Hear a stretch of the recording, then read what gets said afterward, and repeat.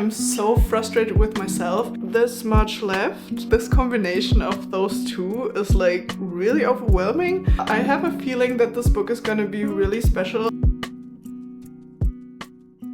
Hello friends and welcome back to another video. It's been a little while. I've been really stuck in a reading slump / burnout. I just needed to take a step back and do other things for a while, and I'm happy to report that I'm finally back to reading. And I'm currently reading The Near Witch by V. Schwab. I'm only on page 76, and also look at the sprayed edges. I mean, this book is actually pretty creepy and not something I would usually read in the summertime, but I've been really craving something creepy at the moment and like some dark fantasy vibes. I really want to take a step back from all of these like rules I've made up in my head that like you can only read romance books in the summer and you can only read creepy books in the Halloween time. Those kind of aesthetics have really gotten to me and I kind of feel like I'm living by them, which is a little stupid because I should just read what I feel like reading. So that's what I'm gonna do from now on, and I'm gonna reflect it a bit more and try to actually read what I feel like reading and not pressure myself so much into these boxes. I would say let's get going.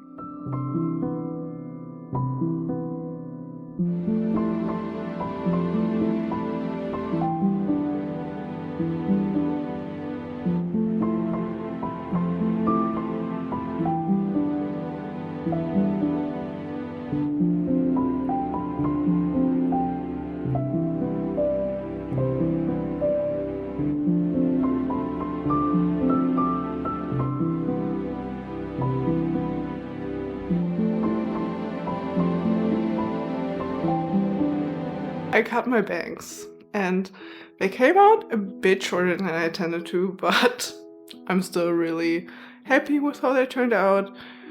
So yeah, just so you know. Tomorrow is the Taylor Swift concert and I just can't express to you how excited I am. I decided not to vlog my experience going there because I don't want to like put the pressure onto the event and just like enjoy it. And my cat is playing with the camera stand again, so excuse me. Okay, cat's outside. So I'm a little bit flustered right now and a little bit just overly excited and like can't wrap my head around that I'm seeing Taylor tomorrow. So I thought I need to distract myself, and I'm almost through with The Near Witch, and I think this would be the perfect distraction right now. I have this much left. Actually not this much, but wait, let me see, because there's also a short story in here. So I only have this much left.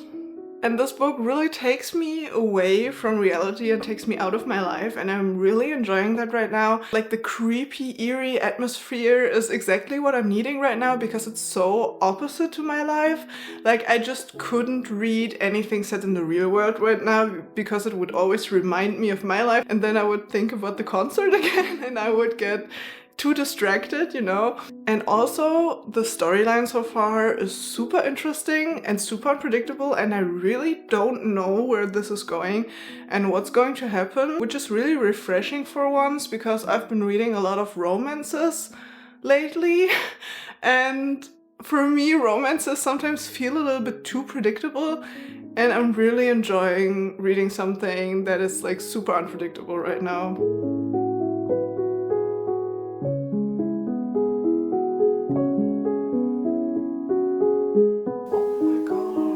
This is unlike anything I've expected.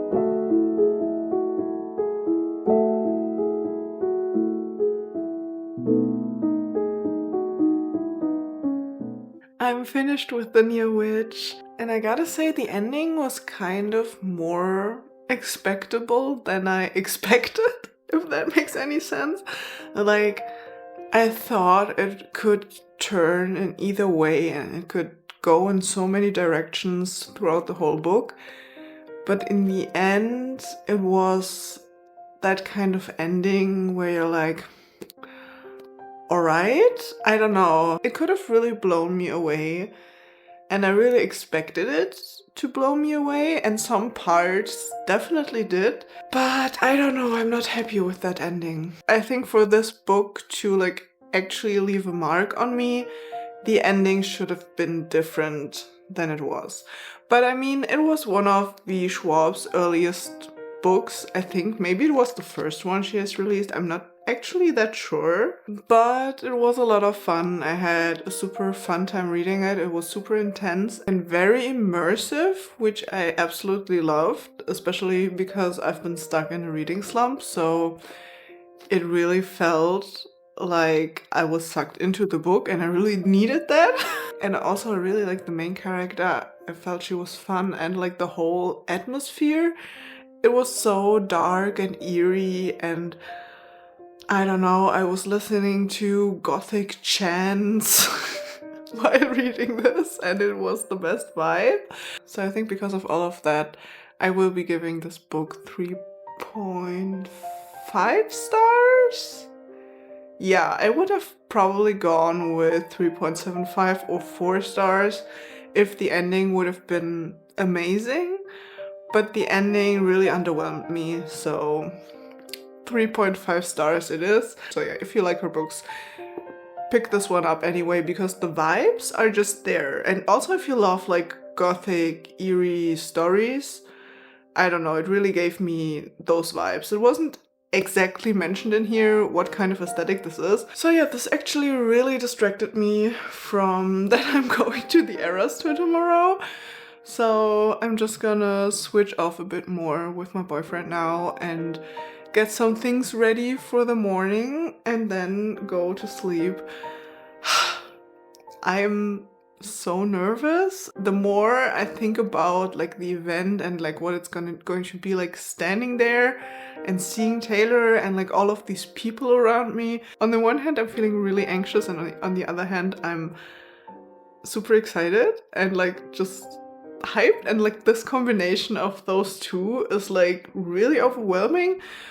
So yeah, I'm gonna switch off now. It's been a week since the Eras tour, and the post-concert depression has been hitting super hard. I'm gonna give you an honest review of my personal experience. So I got a VIP front standing ticket. It was the only ticket I was able to get, and I'm super grateful I was able to get it, but it was super expensive, and I would have preferred seated because I am neurodivergent and I have sensory processing disorder.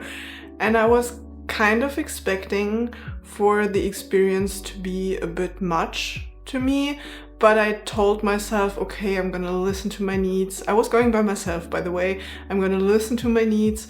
I'm gonna go stand in the back if I have to. But what you tell yourself before you go to a concert and what actually happens at the concert are two completely different things. When I was standing so close to Taylor, which was an absolutely incredible experience, which made it super hard for me to listen to my needs. And because I have sensory processing disorder, it was so incredibly overwhelming. Standing in this crowd, it was super hot.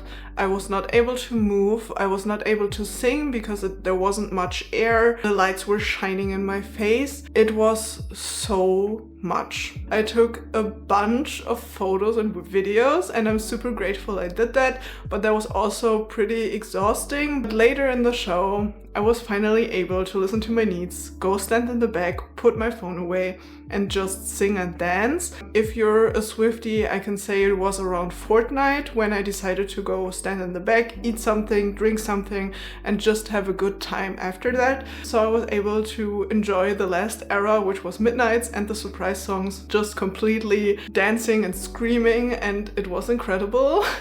But I just wish, I'm so frustrated with myself that I didn't make this decision earlier. But now that I was able to process all of it, the memory is absolutely incredible, and it feels so amazing and surreal that I was able to stand this close to Taylor, and I'm super grateful for that. But to me personally, a seated ticket would have been a lot better and a lot more enjoyable, or also like standing in the back from the beginning. But sometimes you're just not able to listen to your needs as much as you expected, and that's okay. I'm able to forgive myself. I was on my own. It was all a bit much. I mean, if the ticket hadn't been this expensive, one of my close people also would have come with me. The ticket just was insanely expensive, and I mean, I paid for it in installments and I'm still paying for it until September. So yeah, you know. And while processing the whole concert and during my post-concert depression, I was able to start a new book, and I started Wayward by Emilia Hart, which is about Kate, who flees from a super abusive relationship to Wayward Cottage, which is a cottage she has inherited from her family. And we follow her, but we also follow two relatives of hers from 1619 and 1942. What all of these characters have in common is that they all have magic tied to nature, which is super incredible, and I am so in love with this concept, and especially the writing in here is super immersive. So yeah, I have a feeling that this book is gonna be really special. I'm already on page 72, I think. Yes, 72. And I can already say that I have a feeling that this book could potentially be one of my new favorite books, but we'll see. Like, I don't know. It could go either way, but the magic in here is 100% up my alley. I'm so obsessed already. So yeah, I'm gonna continue reading now.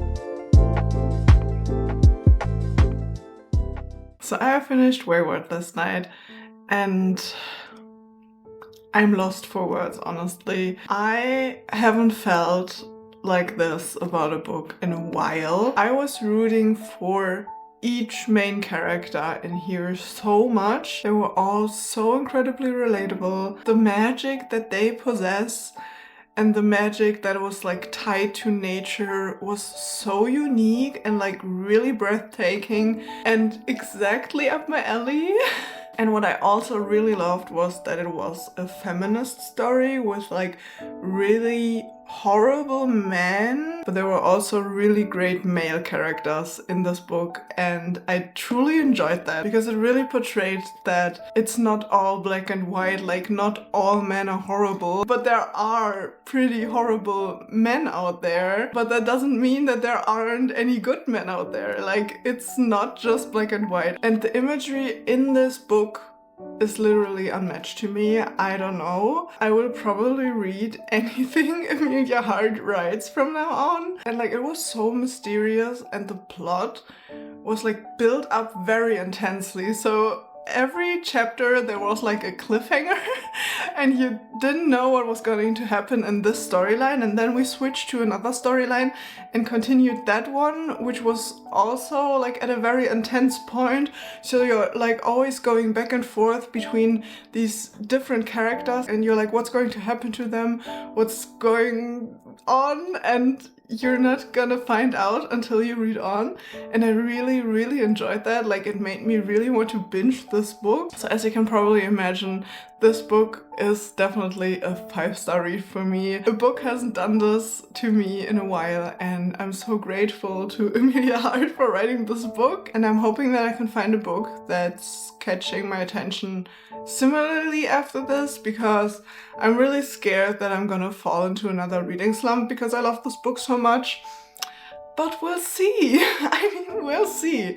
So if you enjoyed this video, it would mean a lot if you left a like on this video and subscribe to my channel if you haven't yet. I highly recommend going out of your comfort zone and reading books you wouldn't usually read in this season. If you're someone who's like really sticking to like, I have to read this in the summer and I have to read this in the winter time and this at Halloween, Like, truly highly recommend like stepping out of those boundaries. So yeah, I will see you in the next one. Bye!